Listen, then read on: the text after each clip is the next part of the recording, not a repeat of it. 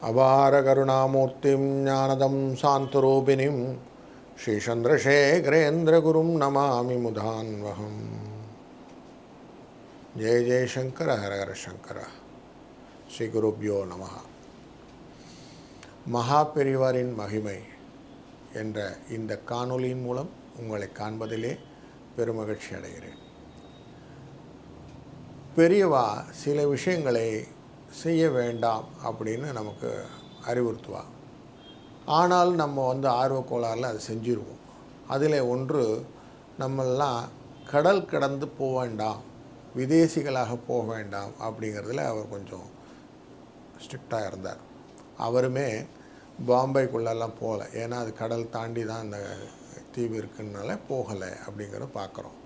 So அந்த மாதிரி ஸ்ட்ரிக்டாக இருக்கிற ஒரு பெரியவாகிட்ட அவருடைய டிவோட்டியாக இருக்கக்கூடிய நம்மளும் அதே மாதிரி இருக்கணும்னு தான் எதிர்பார்க்கலாம் இல்லையா? ஆனாலும் சிலர் என்ன பண்ணுவோம், நம்ம காரிய நிமித்தங்களாக இன்றைக்கி வேறு விதேசத்துக்கெல்லாம் போகிறாங்க.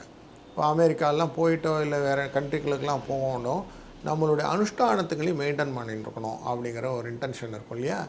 அதனால் அதெல்லாம் பண்ணிட்டுருப்போம்.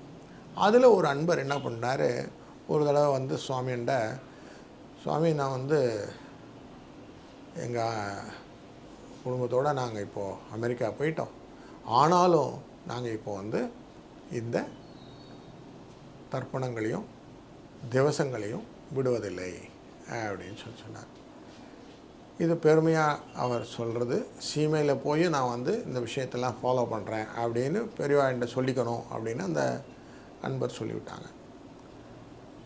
அதுக்கு பெரியவா என்ன சொன்னார்னா, ஓஹோ, உன்னை போக வேண்டாம்னு சொன்னேன், ஆனால் நீ போனதும் இல்லாமல் உங்கள் மூதாதையெல்லாம் வேறு ஃபாரின் கூட்டும் போயிட்டியாக்கும், இப்போ ஒன்றால் சேர்ந்து அவங்களும் விதேசிகளாக மாறிட்டாளா அப்படின்னு கேட்டாராம். உடனே அப்போ தான் இவங்களுக்கு புரிஞ்சுது, ஓஹோ, நம்ம தப்பான ஒருத்தர்கிட்ட ரைட்டான விஷயத்த தப்பான ஒரு விஷயத்தில் சொல்லிகிட்டு இருக்கோம் அப்படின்னு புரிஞ்சுட்டு அவர்னே மன்னிப்பு கேட்டுண்டா அப்படின்னு பார்க்குறோம்.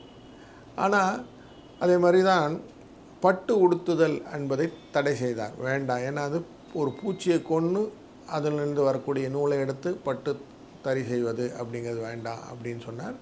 அதுக்கப்புறமா இதுவாக நம்ம சுதேசி அப்படின்னு சொல்லக்கூடிய விஷயங்களையும், இல்லைன்னா பட்டு இறந்த பிறகு அந்த புழு இறந்த பிறகோ இல்லை அது கூட்டை விட்டு வெளியே சென்ற பிறகோ அந்த கூட்டை எடுத்து அதனால் வரக்கூடிய நெய்தலை வைத்து கொண்டால் அந்த பட்டு அப்படின்னு சொல்லி அதை அக்செப்ட் பண்ணிக்கிறது அப்படின்னு வச்சுட்டார்.